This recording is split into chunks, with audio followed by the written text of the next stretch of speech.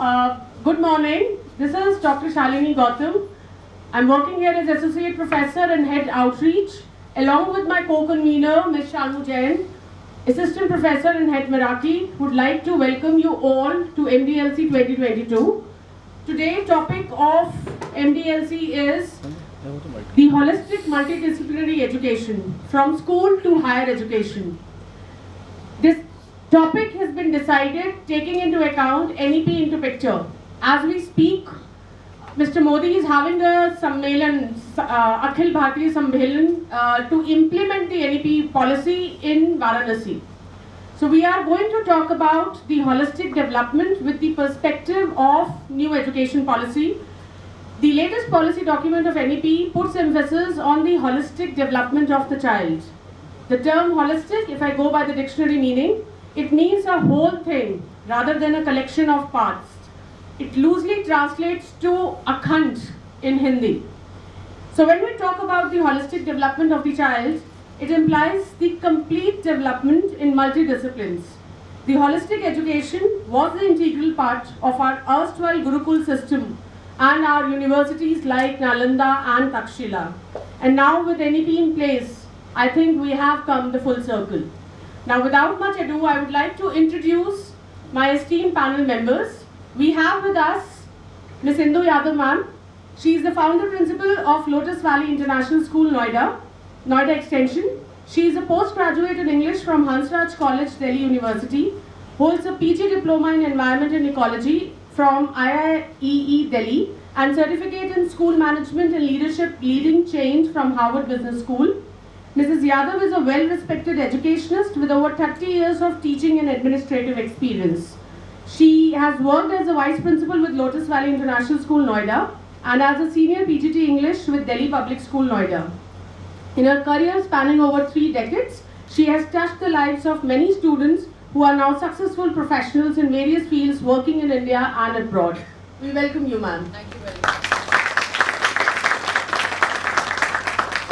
I would also like to welcome Ms. Vandana Seth, Principal of Sanford World School, Greater Noida.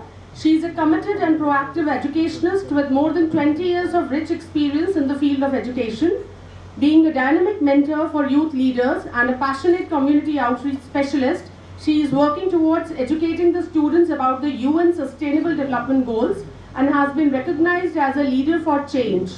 She is a Cambridge English trainer for school students, appreciated by Cambridge Assessment English for playing a crucial role in developing their language skills and opening a whole new world of opportunities for them globally. She has also been an examiner with the University of Cambridge English Language Assessment, a proud recipient of the Innovative Educator Award. She believes in upgrading and setting new benchmarks for herself every day. She has been conferred upon the Shiksha Gaurav National Teacher Award and the Reliance Foundation Teacher Award for being among the top 50 senior secondary school English educators in the country and UAE. We welcome you, ma'am. I'd like to call upon my co-convener, Ms. Shanu Jain, to read the further profiles. Thank you, ma'am. I take this pleasure to introduce our third panelist for the day, Professor Dr. Rashmi Karana Nagpal, presently Professor and Dean, DME Law School. Ma'am has been born and brought up in Chandigarh and has graduated from Government College for Girls, Sector 11, Chandigarh, and she has topped in all 6 semesters consecutively during her LLB program and was awarded the gold medal. She has also been awarded a gold medal for LLM at Punjab University. She has awarded scholarship under the Government of India National Scholarship Scheme and recommended for British Chevening Scholarship. A doctorate in law from Punjab University, Chandigarh, with Professor V. Singh as supervisor and co-guide. She has a diverse teaching experience spanning across 16 years at various renowned universities pan-India. She is the program coordinator and examiner for UGC E-Pathshala project in collaboration with NLU Delhi. She has delivered several guest lectures in various reputed law schools. She is also a PhD supervisor and examiner for evaluating LLM dissertations for Kurukshetra University and Punjab University. Ma'am has also attended, organized and chaired approximately 25 national and international seminars. She also has many research papers published in leading journals, also serving as an editor, member of the editorial board for various journals. We welcome you, ma'am. Also, I would like to introduce our fourth panelist for the day, Professor Dr. Purva Ranjan Ma'am, Head DME Management School. She has done her PhD in Retail Marketing Management and MBA in International Business from DAVV Indore. She is also the founder and head of the Mentoring Cell, Entrepreneurship Cell and Skill Cell at DME. She is also a certified POSH trainer. She trains the ICC committee members in handling the POSH process. Dr. Purva works closely with the students for skill enhancement purposes and various areas like digital marketing, Microsoft 365 tools, entrepreneurship development, cybersecurity, to name a few. Over the years, she has organized several FDPs, workshops, many national and international conferences. She is also a certified Google digital marketeer with rich experience of digital marketing and specializes in social media marketing. We welcome you, ma'am. So before we proceed with the panel discussion, I would request Professor Dr. Ranjan and Dr. Nagpal to please step forward and felicitate our guest with a small token of appreciation. So I would first request Ms. Indu Yadav ma'am to please come forward.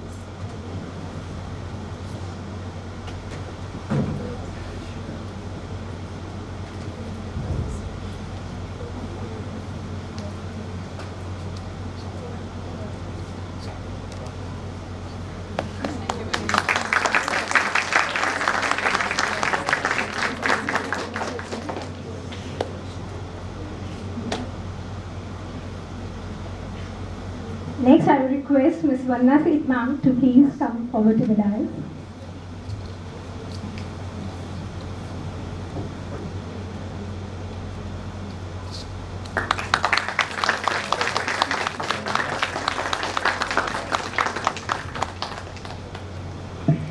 Thank you to all our panelists. So we hope to have an enriching discussion, which is the most awaited moment for today. Thank you.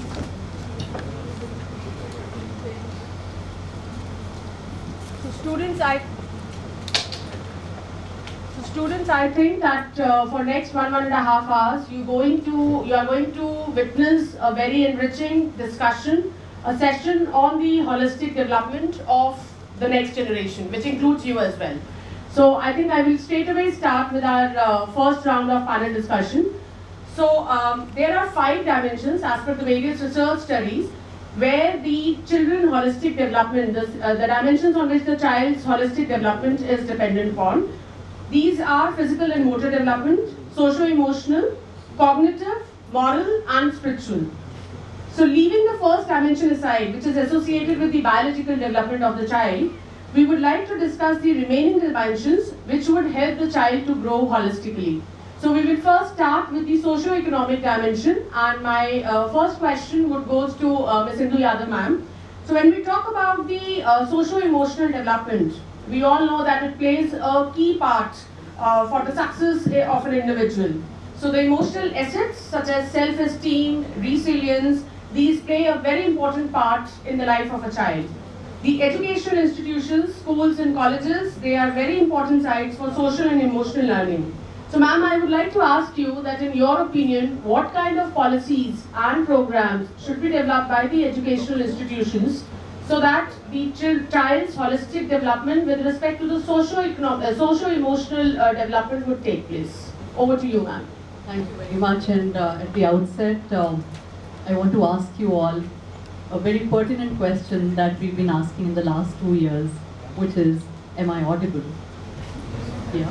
So every time we started with any kind of discussion in the past 2.5 years, this used to be our first question. Now, why is it so important to be audible? You know, we all want to be heard, isn't it? And during the pandemic, this was one thing which went missing. When you come to school, when you come to your college, what is the first and most important thing that you look forward to? May I just ask? Ma'am, can I make it interactive? Absolutely, ma'am. Yeah, Absolutely. okay. So what is the first and most important thing that you look forward to when you come to your college every morning? Anyone can answer. Anybody. There's no right or wrong answer, so don't really worry about it. So what is the one thing that you look forward to every morning when you come to college?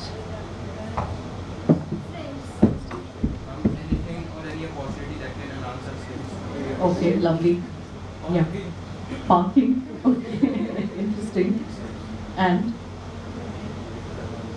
and is there anyone who looks forward to meeting their friends? Somebody says their friends. Is there anyone who looks forward to meeting their friends? All of you. Why is that so? Why is it, that we want to meet up our friends on a daily basis? Because we want someone who understands us, right? We want someone with whom we can have a relationship wherein we can just be ourselves, isn't it? In front of your teachers, you have to really be the perfect student, right? And these days, even in families, you have to be the perfect child. But your friends are the ones in front of whom you can just be yourself, right? So that you can be heard, right? So in the pandemic, this was the one thing which really went missing, and which is why the experts kept talking about the socio-emotional domain of a child's education going missing during the pandemic, right? Now, why is it that this domain is so important in education? And what exactly does this domain entail? As Shalini ma'am pointed out, it talks about resilience, it talks about self-esteem. I think there are many, many more facets to this domain. How you look at yourself, so there was, I don't know how many of you are aware of this adage, know thyself. We've heard it very often that before knowing the other person, you must know yourself. So self-awareness is extremely important. Socrates, one of the philosophers, had said this. And when we talk about socio-emotional domain, the first and most important thing is to be self-aware. Okay? What are the kind of emotions that I feel? We all cannot really feel the same emotions all the time. Sometimes we all feel angry. Sometimes we all feel happy, excited, sad, etc., etc. But we put up a facade sometimes. The way we've been wearing face masks, to cover our mouth and nose. I think we all wear invisible facades, wherein we try to show what we don't feel. We try to show ourselves to be happy people, positive people, right? And we try and hide our emotions. We bury our emotions somewhere deep down. So when we talk about socio-emotional domain, the first and most important thing is that we understand ourselves, our emotions, and acknowledge them. It doesn't matter, even if I feel sad, it's normal. If I feel angry sometimes, it's normal. But what do I do with those emotions? How do I cope up with those emotions is important. How do I build relationships? Because life is all about building relationships. Whether you are an engineer, a doctor, a marketing professional, a teacher, or into designing something, it's your relationships which are most important. When we were your age, when I was your age, nobody ever told me this. Nobody ever told me that my relationships would decide my happiness. But children, this is extremely important, that I build good relationships. For building relationships, I think, we need a lot of time, to talk about how we can build good relationships. But when we talk about socio-emotional domain, building relationships is important. And during the pandemic, another, two things that came up were adaptability and resilience. Now when we had to switch over from the physical setup to the virtual setup, how we all adapted.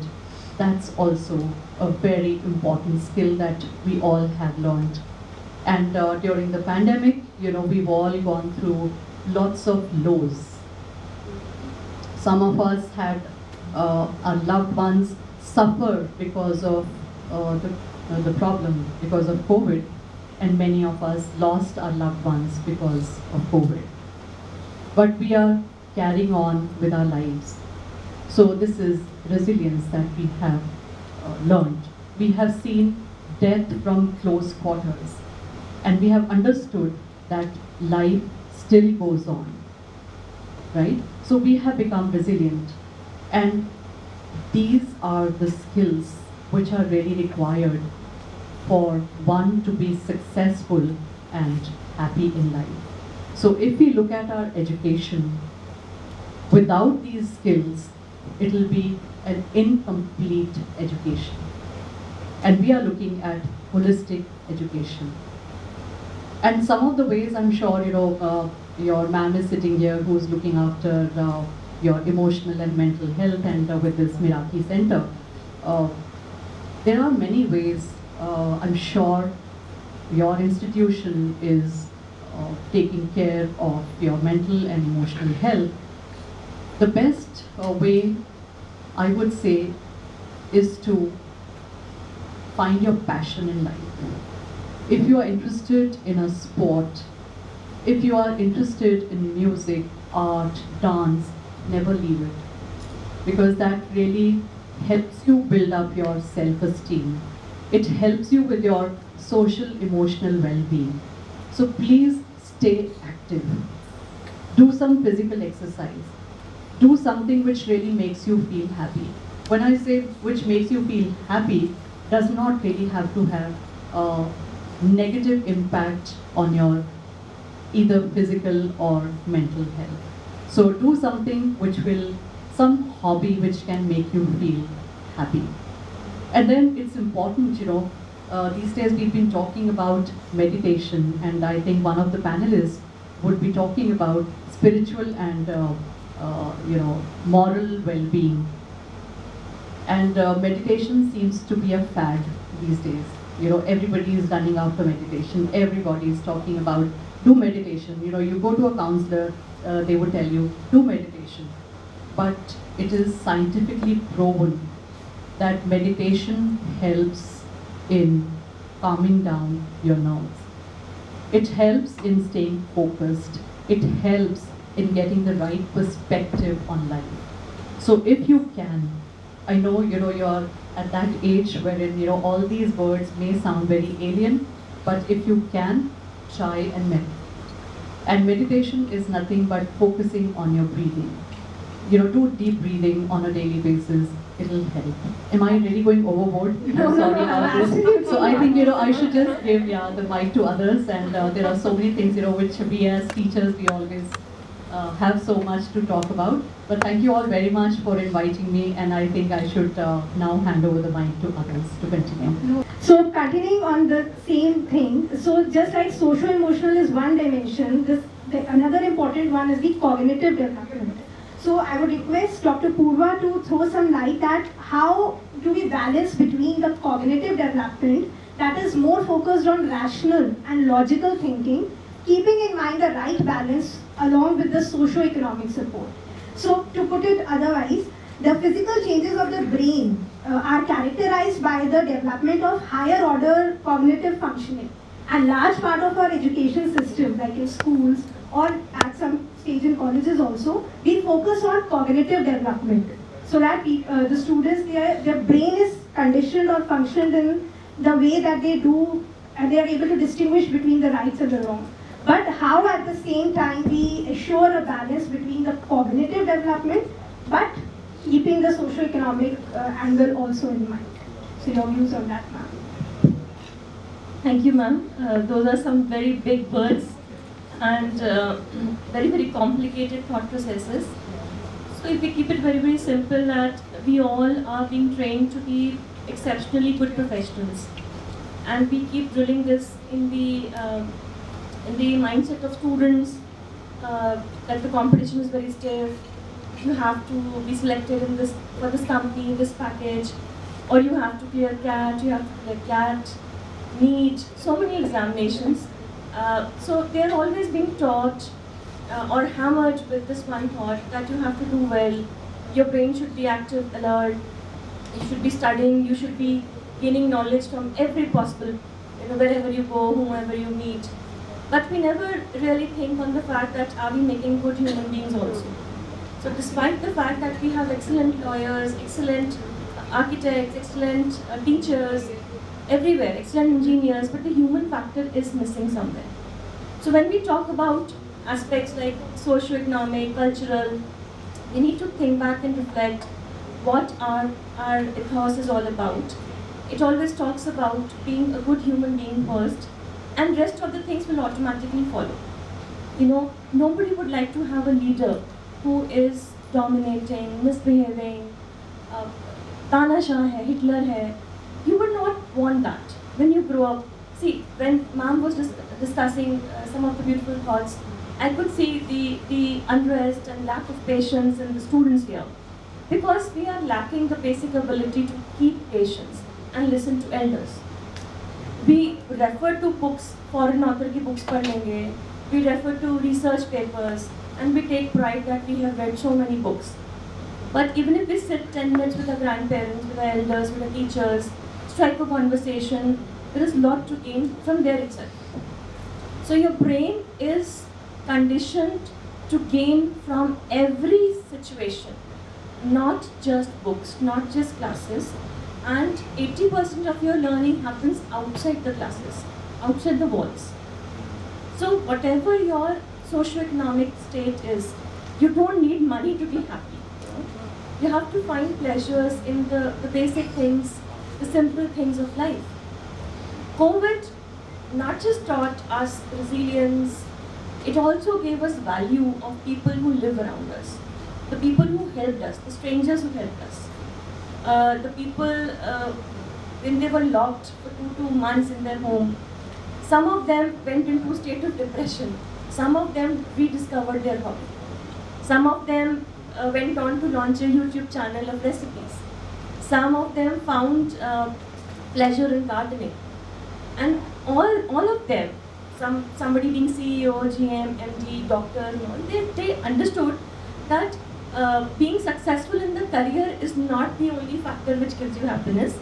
There are many, many other dimensions to it. So if you have to be whole, agar pura feel karna hai, so you have to find happiness from all aspects. Being a topper, being a top performer, highest appraisal holder, or young achiever will give you happiness for a moment. But bigger pressure comes to perform better or even to able to hold the position for the next year. But other things which are not so demanding, making maybe a craft work or art or cooking food and enjoying simple meal at home. So we need to go back to those things and understand that if we want to be whole, we don't need money. I mean, don't look at the travel pictures of Bali and Dubai and all these places, that your friends are traveling and you're not able to. But you may be more happy as compared to them. So you don't need to have a lot of strong economic background. You have to have a strong happiness background. That's what I feel. Thank you, ma'am. Thank you so much. So now that we have learned both the important aspects of education, holistic development, socio-emotional as well as the cognitive, now we come to the third important dimension, which is the moral dimension. Now, since ages, we read Panchtantra stories as children, and probably our children are missing out to that. But yes, the moral guidelines in those stories were very much there. So when we talk about the moral development, it is basically the most important task of the education, which makes the child learn about the difference between good or bad, right and wrong. And now with the difference between these two distinct dimensions, it is vanishing, right? Or the difference between the two are getting thin day by day. So my next question is to you, Ms. Vanda ma'am. How do you think this moral education should be developed in the new paradigm where probably your right is my wrong? right? I'm talking about the two different generations. So how should we go forward with this? Over to you, ma'am. Very good morning to everybody, and it feels really great to have these young children out there. And I derive a lot of energy from the youth, right? And somewhere, I don't know whether you feel or not, but I really see there are lots of hopes and expectations. Yes or no? When you're here, there are lots of hopes and expectations your teachers have from you, and when you go back home, lots of hopes and expectations that the parents have from you. Correct? Right? So, see, what happens is finally, we all have to deal with everything, isn't it? And the most important part is now when ma'am is talking about that, those moral values and education, we need to remember one thing in life, and that's the most important thing. If you want, you want to be heard, right? But then, when you speak, the other person should also be listening to you, isn't it? And what do you need from there? Only if you communicate trust, the other person listens to you. If you do not, it doesn't happen. Nobody is interested in listening to a person whom they feel is not genuine. And there's a little magic about anybody. Whatever you are, is visible in some way or the other to the others who are associated with you. So you really need not tell anybody what kind of a person you are. It comes out automatically. Right? And we are actually not here to prove ourselves right. So that is the first thing. So this kind of a burden should not be there on your head. What do I have to do to, let others trust me? Is your first thing that you should be doing. Right? Now what is that? What do you do for that? Tell me. Do you have any plans in your mind? We've been growing up in school, right? And this very popular term of moral of the story used to be there in most of those moral science books that you had. Yes? Moral of the story. And those were huge learnings that we gathered. Now see, it always was a choice. Whether you follow that or you deviate from that.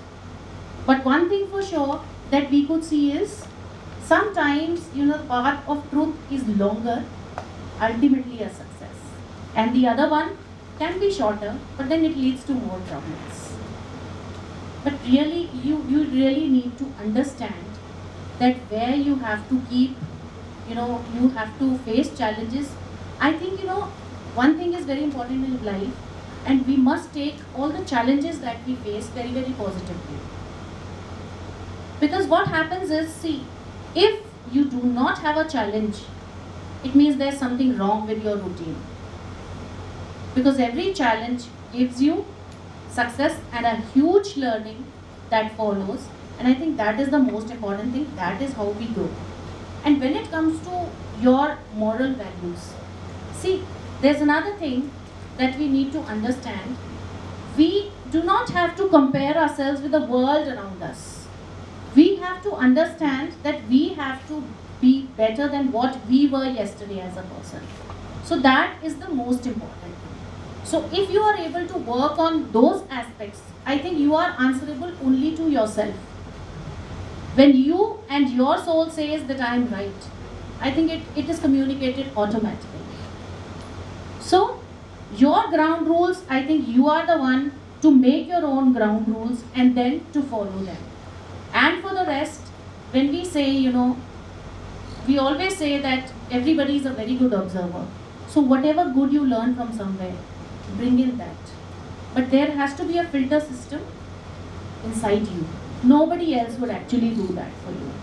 And it's very important, the higher you go in life, what happens is now, the definition of success changes with stages in life.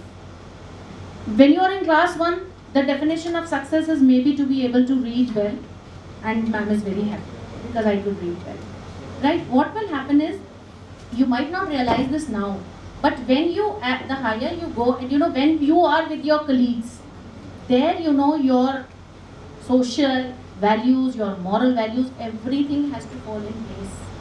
And then when you look at the wider definition of success, there the success will be bigger if you are able to portray yourself also correctly.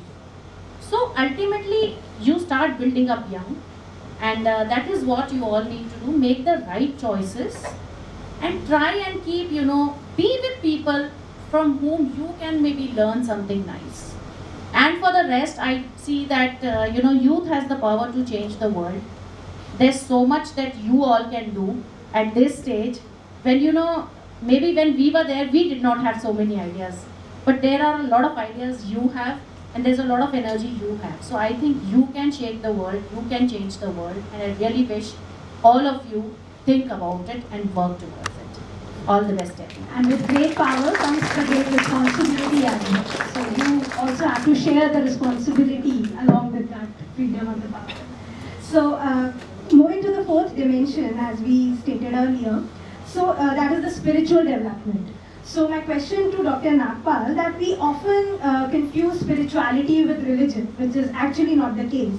But it's equally important that we focus on the spiritual development and focus on qualities like compassion, responsibility, accepting and embracing the differences amongst each other, irrespective of which background we are coming from.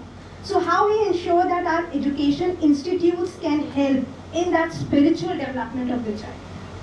Your thoughts on that now? Thank you so much, Rashmi. Very good morning to all the esteemed panelists, our dear faculty members from Management School, and above all, the beneficiaries for today, my dear young students, young friends rather. How many of you, before I come to what ma'am is asking, spirituality in education, how can we develop spirituality in youth? How many of you watched 3 Idiots? Everyone. What was it good for? That it had Amir Khan as the lead role? No. Obviously no. What was it good for? Anything that you liked the most about the movie? Comedy. Comedy. What was comedy is we find Jolly LLB also. Comedy movie. But how was friendship? It was about, yes, it's a good one. Anyone else? Always very. Always well. All circumstances give to be, yes. Anything else? Achieving goals. Optimism. What is of your interest, that's the best. That was another thing about the movie, right? And the most interesting part in the movie what I liked was Chatur. I find 1 or 2 Chaturs in my class every day. Don't you find there is a Chatur in each and every class who could mug up, who could do everything to bypass the ones who are in the competition, like that Chatur was doing, distributing pro magazines in the night, deviating others. So I find that there is 1 or more Chatur in every classroom that we have. Those who are keen to mug up, those who are in that dire need of competition, that they can do all wrongs. They can deviate people from coming in the competition. But as far as the changing of speech in that movie was concerned, was it justified? The speech was changed for the Teachers' Day program. Yes. And for that, he had to suffer a lot. Was it justified? Should we do that, honestly? Should we do that? Whatever Chatur is doing, we will find 1 in each classroom. We will find such students exist. But what about the role of Amir Khan? Changing the speech. To change the speech, you have to be intelligent enough to think of what words can replace what and what can be the repercussion. But how good is it? That was a movie. That was to create humor, right? But this would be based upon some reality. Something of this sort happening in all classrooms, right? Where humor takes another form. One is rebuked, threatened, and even reprimanded by the authorities for doing such thing. In mistake of other, you pay. We learn morality, spirituality in the classrooms, right? Be it the primary education, be it the higher education. While in the class, their best of YouTube lectures available, best of the books available, from the very minimal book to the reference. We find everything in the library. But still, no one, the best of YouTube lecture has not replaced a teacher and a classroom. Why is it important?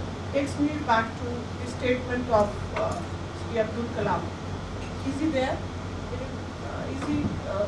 Where is Abdul Kalam now? Anyone? Is he still the president? No. Said yes? He lost him. Right? Missile man of India, rose to become the president of India. I'll narrate some other day, specifically the Teachers' Day program, about his story of becoming missile man. How could he become? President is later achievement. But how could he be recognized as missile man? It's a different story. But what he narrated in all convocations wherever he went was that it is not that I smile seeing my mark sheets. Wherever I smile, I think of the classroom humor, makes me smile. Right? So important is the role of a classroom. Right?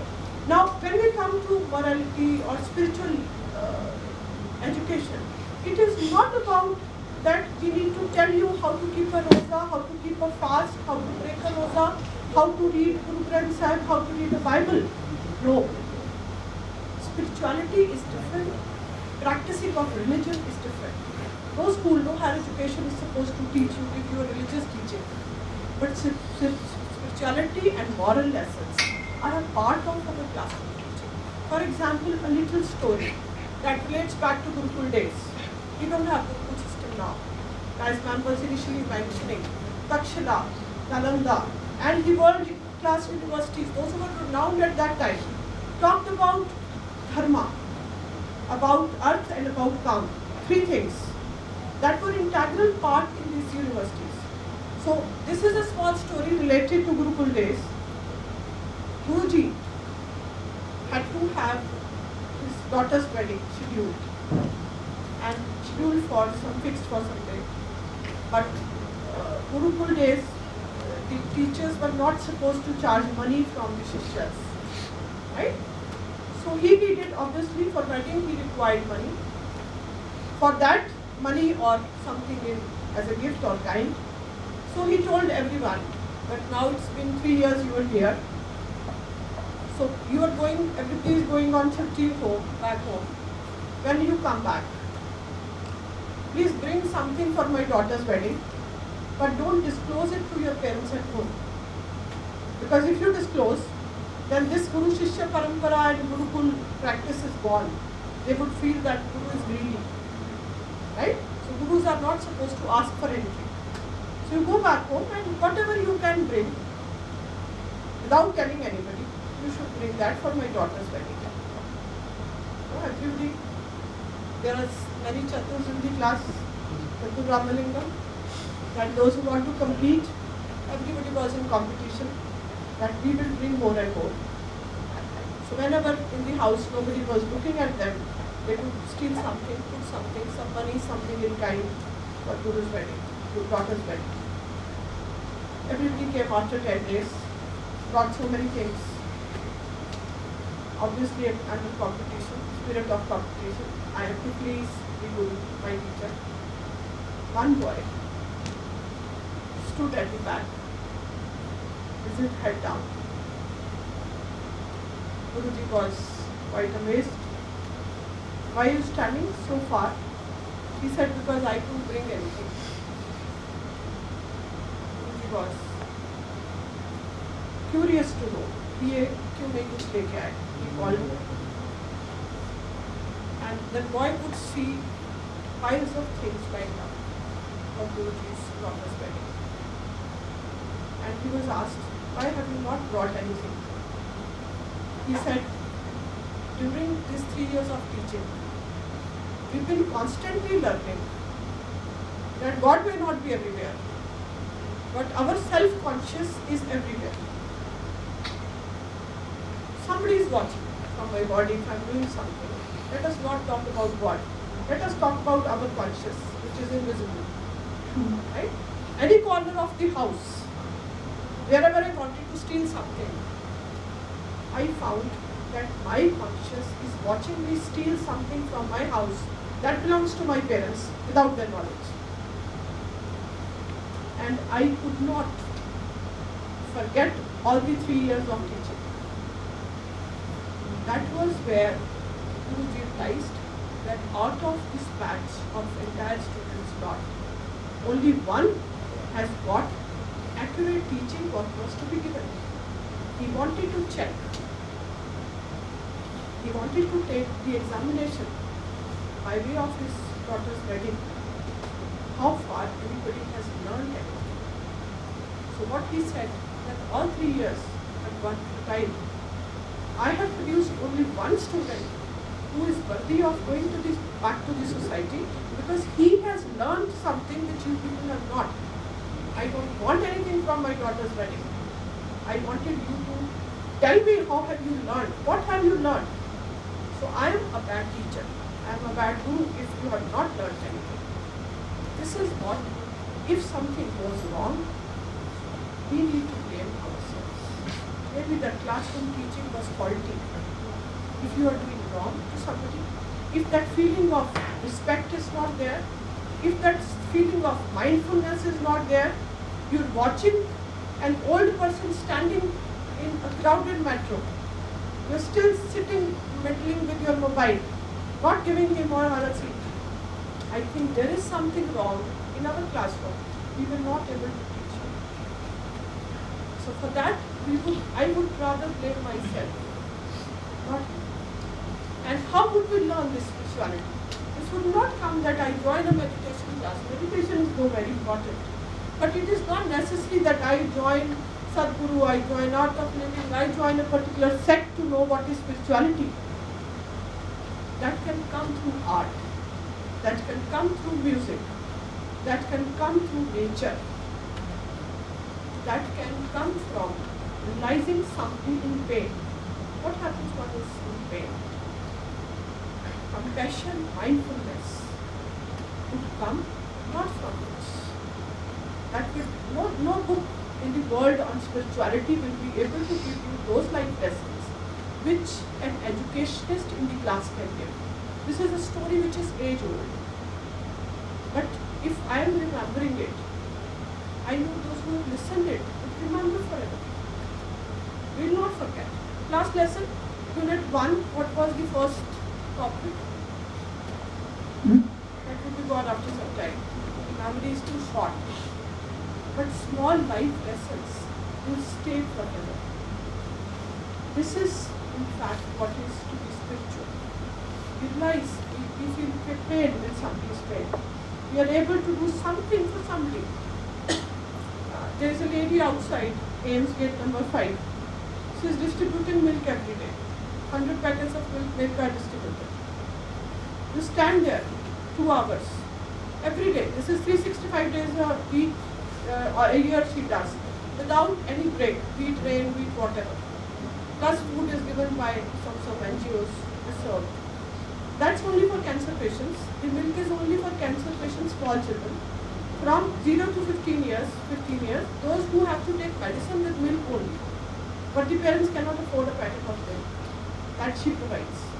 You stand there for 3 hours while she distributes.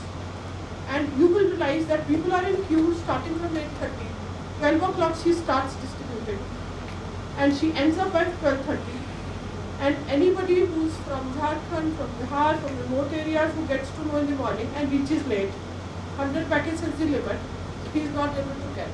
You will find the mothers or the fathers of those small children suffering from various forms of cancer. They start crying there for a packet of milk, which is worth rupees 27-25. That's so important. If we are there, we start realizing the value of that one packet of milk. If I see somebody crying, I find how important is milk. And he may not bother. He may sometimes throw even the vegetables or the eatables or the milk. But we realize when we stand there. And once we realize, we'll do something for them. we feel that we should not, even if I'm not doing something for anybody, but I should not waste if I see the plight. If I'm able to realize that plight, if I'm able to realize the suffering, I would keep in mind always that compassion. This is spirituality. This is learning. That would happen in an education institute. Let us not only talk about book. Let us talk about many other things. You have put it very, very Thank you so much.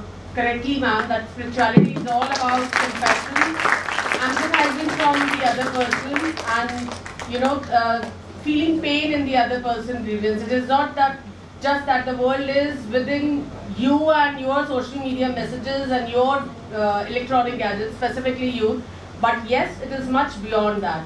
So I think we have come to the end of our round one conclusion, spoken all about all the 4 dimensions. I would just like to invite any of the panel members if they want to talk about one collective picture, if you want to give about all the 4 dimensions. So if any one of you want to talk about that, otherwise we will move straight away to the second round. Whatever. So we'll move to the second round. Thank you, ma'am. So, very enlightening first round we had. So, to begin to our second round of discussion, I would request Indu ma'am to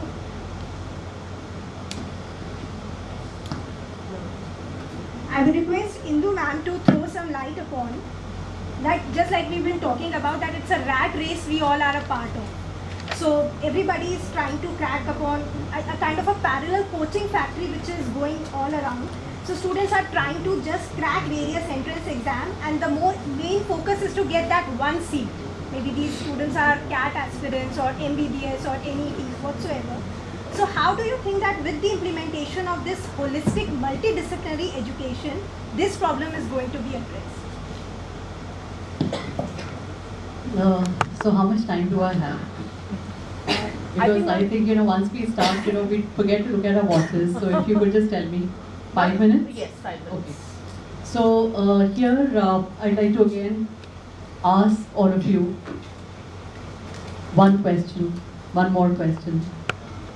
Do you know how the world is going to be in 2030? Can you predict? Can anyone predict? Can anyone predict how the world is going to be in 2030? We are in 2022. The world in 2030, one thing that we can predict, I can predict, and I can be very confident about this, is that the world in 2030 is going to be very different from the world we are living in, right?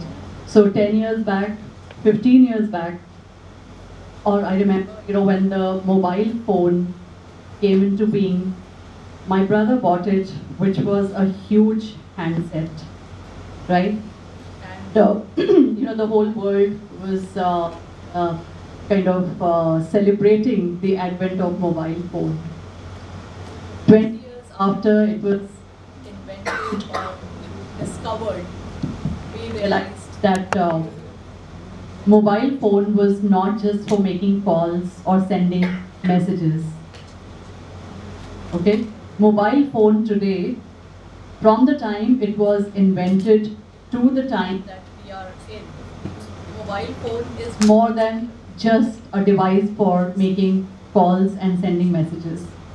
I think mobile phone is a device today which talks about you, what you post on social media. All right, we have algorithms. I hope you know what algorithms are. So when we talk about AI, it works on algorithms. I think I'll use my teacher's voice. AI works on algorithms, right? So what you post on social media and what you search for on Amazon, right? It is caught by AI, right? And they get to know your choices, they get to know the kind of person you are, and what you are looking for, and what they should, which is why when you search for something, you get advertisements of the same on your Google, right? So this is the kind of world that we are living in right now, which we had not anticipated. None of us had anticipated this kind of a world. So in the times to come, what is predicted is that AI is going to be rampant. You know, it has started, it's going to be everywhere, it's going to be all pervasive. But the more important thing which is going to happen is going to be biotech with AI. How many of you are aware of Tesla's driverless car? How many of you fancy it? How many of you want to own it? Great. Do you know when Tesla, who is the person who's the owner of Tesla? Great. So when this car was invented or designed, do you think only engineers would have worked towards it? Do you think only engineers would have worked towards it? Who do you think would have worked towards Tesla or any other driverless car?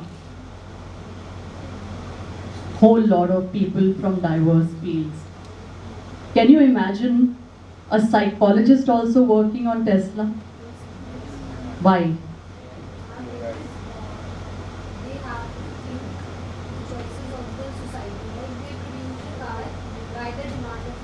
That's right, choices. What else? Behavior, human behavior. When a child comes in front of a driverless car, how the car has to brake. When an adult comes in front of a Tesla car, how it has to brake. And when an old person comes in front of the car, how it has to brake, because reflexes and responses of each age group would be very different. So the psychologist also has worked on Tesla, which may sound very strange, right? So a product which looks to be completely a product of AI and engineering also has the component of psychology.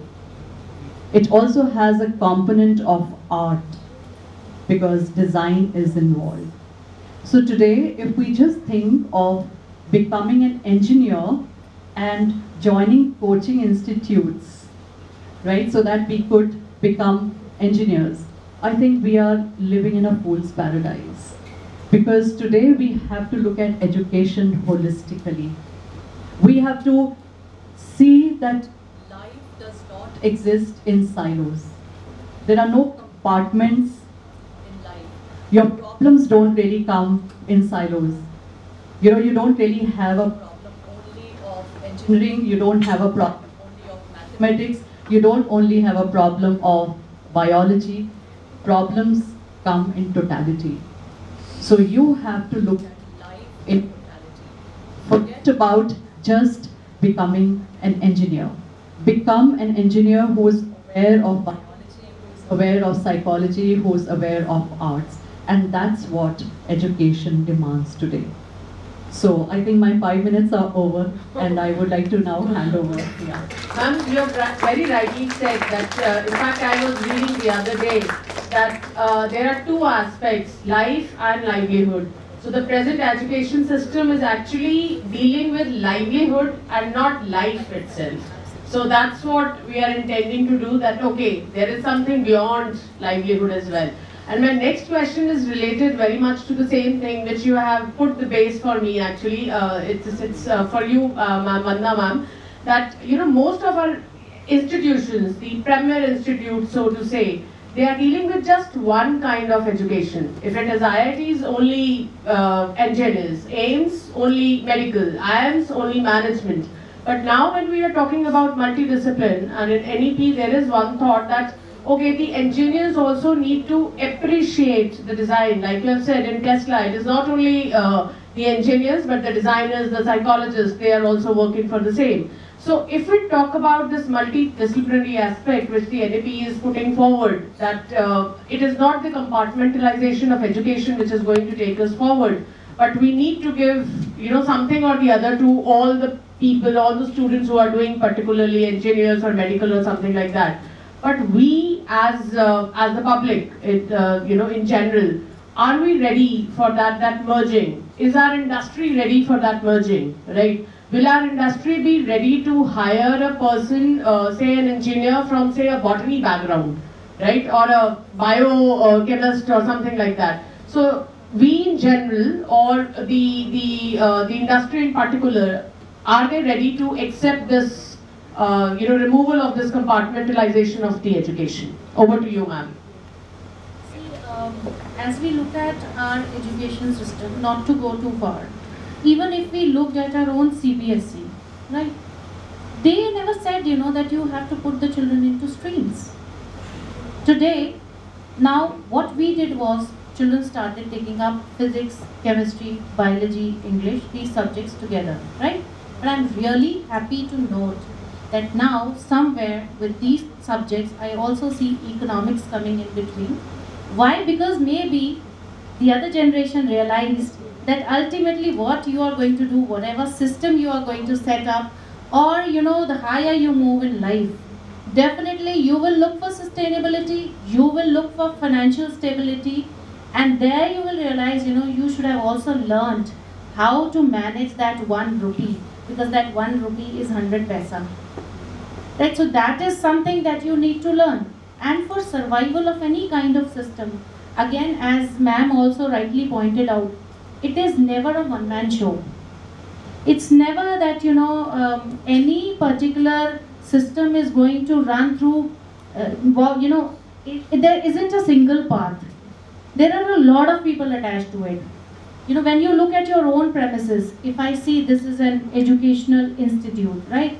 You have your teachers who are the teaching faculty, but then you have your admin who's taking care of the infrastructure. Then you have your housekeeping, which is going to take care of the infrastructure that has been built. Now tell me, is it possible that ma'am comes here every day and she teaches in the class and the rest of the things are not taken care of? It doesn't happen like that. So what we need to understand is that in every phase of life, we would require other people. So, with our subject knowledge and subject matter expertise, we can't sail throughout life. And as rightly pointed out, just said previously, there's a lot more to life. What we are doing is to make, the livelihood. There's a lot more to life. And we really need to understand that it is when we move out professionally, definitely there we start understanding how much dependent we are on the others. And at that time, we are looking for help and experts and everything else is there. But yes, why not if we are already putting these things in place at a very early age? I think the process and the route becomes shorter. So why not take those combinations early in life and understand that, all this goes together, rather than waiting that long, going that path, walking all the way and realizing this at the end. So I think, this should work, and definitely I see it practically working, maybe not put across well the way it should have been. So I see this coming in as a very positive move, and that is how we should also try and absorb this, because definitely this is the way forward. Absolutely, ma'am. So every step counts. So started the journey, and I'm sure the destination will be even more beautiful. So my next question is to Dr. Purva. So ma'am, as we are talking about this holistic development, so what onus or how we ensure that preparedness comes at the teaching community? So how we make our teachers or us ourselves ready so that we are able to impart and do as what we are discussing. So how we prepare ourselves for that. Thank you, ma'am. Would request students to have more patience.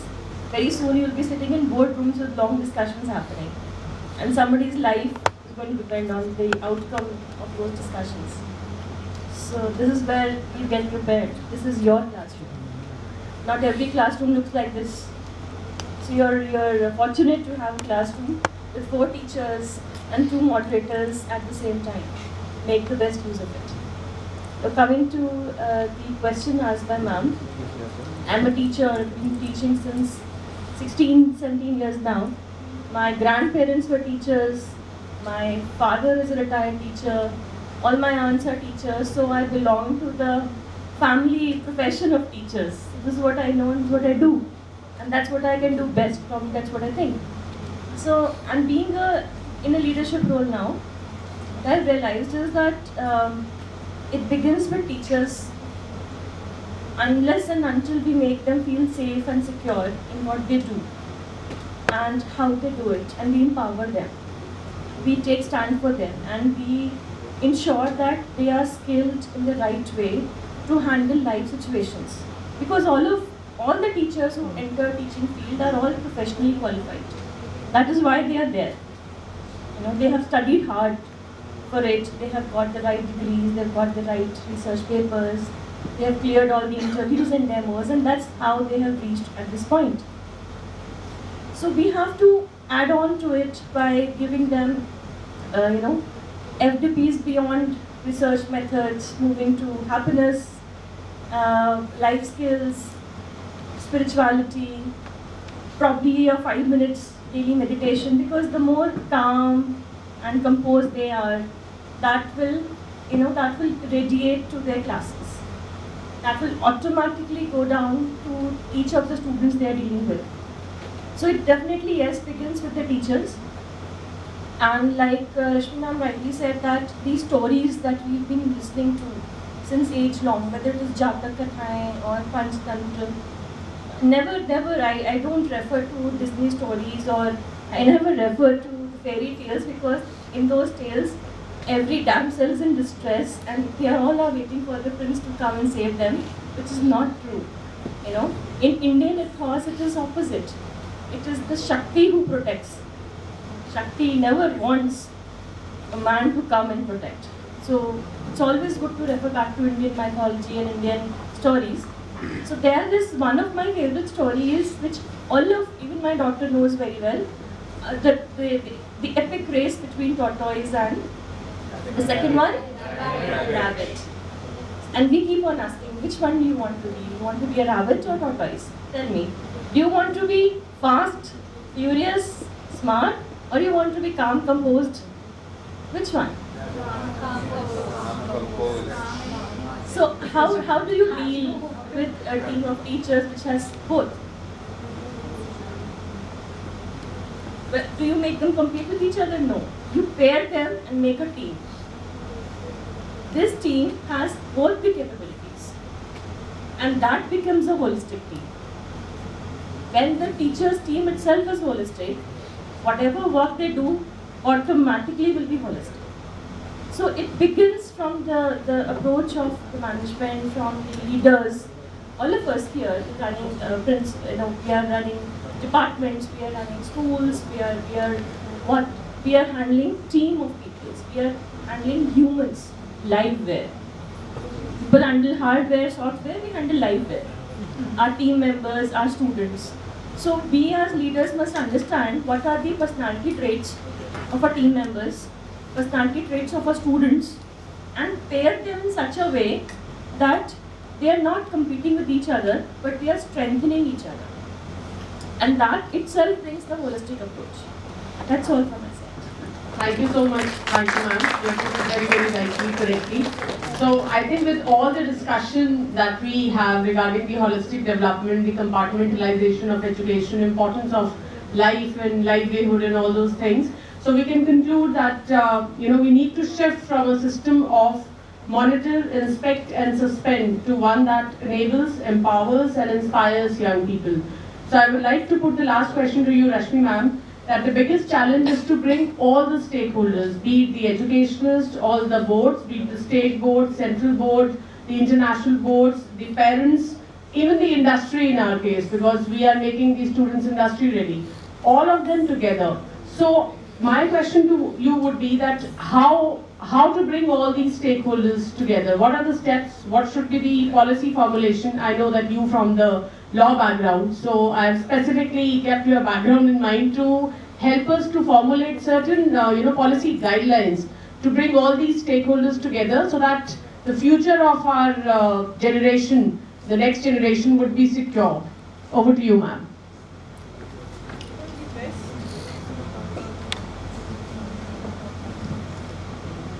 Thank you, Dr. Shalini. The best way, for all these stakeholders to come together and talk about higher education. NEP of course 2020 is the role model now. We have software available in the form of NEP 2020. Hardware remains its implementation. And implementation being tougher because would involve funds.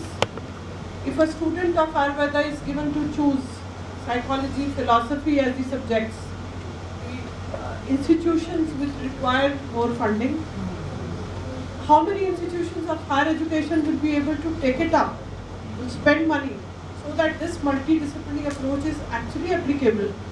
Because we are talking about outcome-based education. Each and every syllabi of ours will now be mentioning what is this outcome of the course, what have we actually learned, right?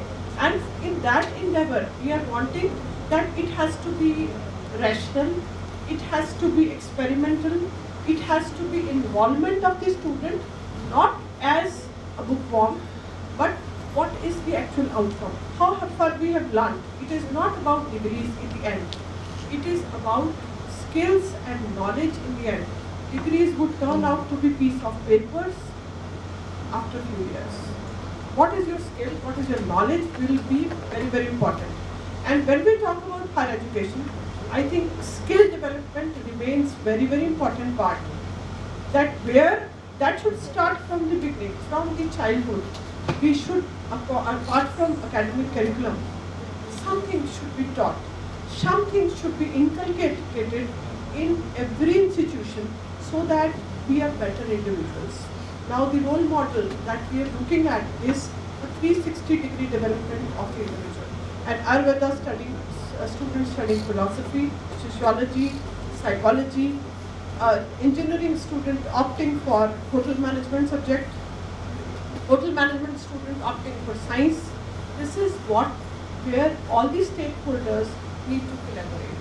If skill development, for example, is right incepted from the school level, for higher education it is easier to take it up as a further course, as a further curriculum to be inculcated as the course outcome. What we are doing actually is the core academics, right? If you come across, you are management student, what is of more interest? Is it theory or case study? What inspires you most? What generates the interest is case study, right? Why is it important? Because then you have mind application. You have so many things. For example, a small, very, very small example. I'll exceed my time because I'm the last one now. Okay? One small example. You may read about Professor Godwani from Bangalore. Very, very beautiful stories that he shares, and I am not a management student, but I like watching his videos. One very small story is a very, very remote location of Karana. There's a small village, and to approach that village, the river is the only source. From city to the village, river is the only connection, right? One day, when we talk about this, is particular about skill development, beneficial for all management students. One day, 3 occupants were there in a small boat, but to reach the village. All the 3 commoners of residing in that particular village, very, very commoner, working in city and then reverting back to the village in the evening. One was a hunter, one was a farmer, and a third, another commoner. They were sitting in the boat to reach village, and a learned Brahmin also came and sat, belonging to that village. On the way he asked the hunter, "Do you know Yajurveda verse this and this?" He said, "No, Panditji, I do not know." But then, half quarter of your life is gone. Then he asked another commoner, a farmer, "Do you know verse this of another Veda?" He said, "No." The 3/4 is gone. Then he asked the third commoner, "Do you know a particular Veda? Any verse of that particular Veda?" He said, "No." "No, Panditji, I do not know." He said, "No hope. I got. Life is wasted. Half of life is gone." And then suddenly there was a storm in the river. The boat was about to drown, about to get sink. And all the 3 looked at the Maharaj. "Maharaj, do you know swimming?" He said no. Said then whole of your life is now gone. All the three were able to swim. This is about what more, apart from what's your profession, what you choose to do, what extra is that we are all have a humanity. School education, be it the higher education, be it the government in providing resources, funds, raising the bar to that level. Because we have already software in play in the form of NLP. Hardware is the implementation, and that's the toughest part. Right? Hopefully we'll reach that in few times to come. Okay? Thank you so much. With this, we come to the conclusion of our panel discussion. Before we give vote of thanks, I would like to ask the student community, if you have any questions from our panelists, you can ask. So any of the students, if they want to ask any of the questions?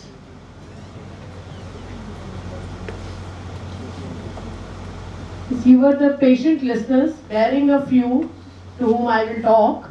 But other than those set of students, you were the patient listeners. So if anybody has the question, please go ahead.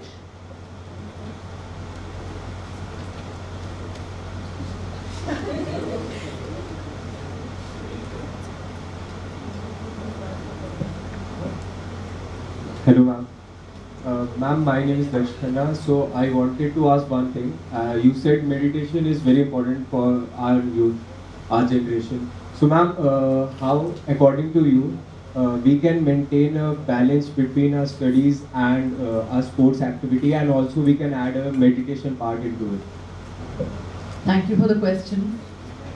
I've also struggled throughout my life managing my time.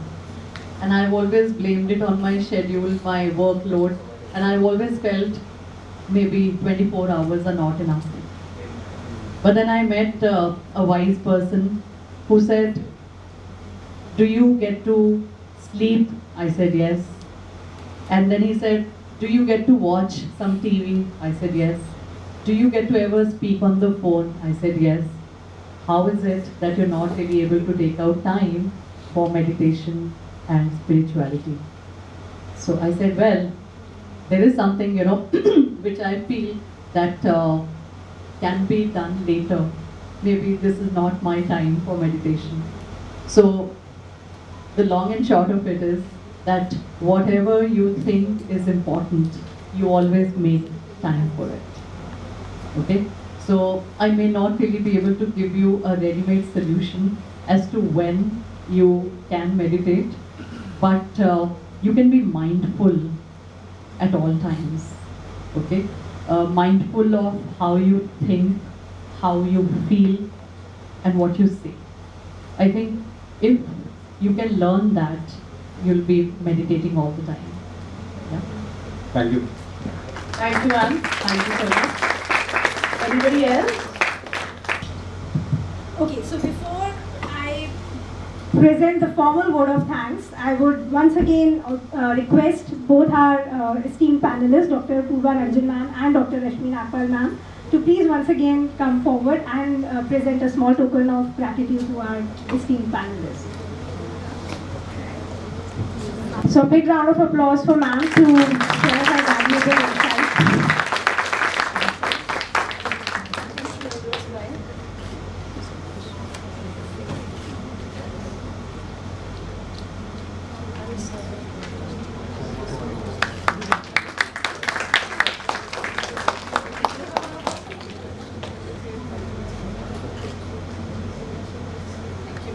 Thank you, ma'am.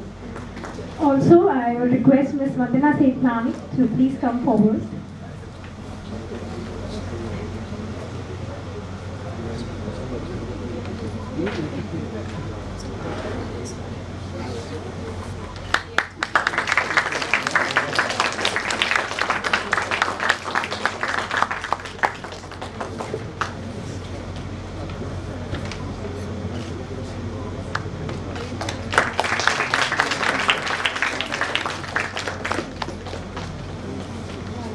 Thank you, ma'am. Thank you to all our panelists. So I can sum up this entire discussion into one very beautiful quote that I always believe in, that today you are you, that is truer than true, and there is no one alive who is youer than you. So follow that, and I think that was what all our panelists were telling us. So it has been a really wonderful session. I extend my heartfelt gratitude to all our esteemed panelists for their valuable time, sharing their thoughts and personal experiences. Also to all the teachers and the staff who has joined us from the management school and media school. Also, I would like to acknowledge the incessant support from our management, our Honorable Director General Sir, Vice Chairman Sir, Chairperson Ma'am and Sir, and our Director Sir, who have not been able to join us for some prior commitments. To all the heads and deans, to Dr. Purva, to Dr. Rashmi, and to Dr. Saxena for helping us in and out of all this event. Specifically to Vishal Sir, Abhishek Sir, Admin Sir, Daisy Ma'am, and all the hospitality and support staff in making this event a successful one.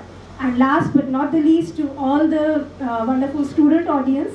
So hope this session has been a learning one and will be able to make a difference in your life. And to Dr. Shalini Gautam ma'am for arranging and having this entire coordination and running the show very well. Thank you ma'am. Thank you.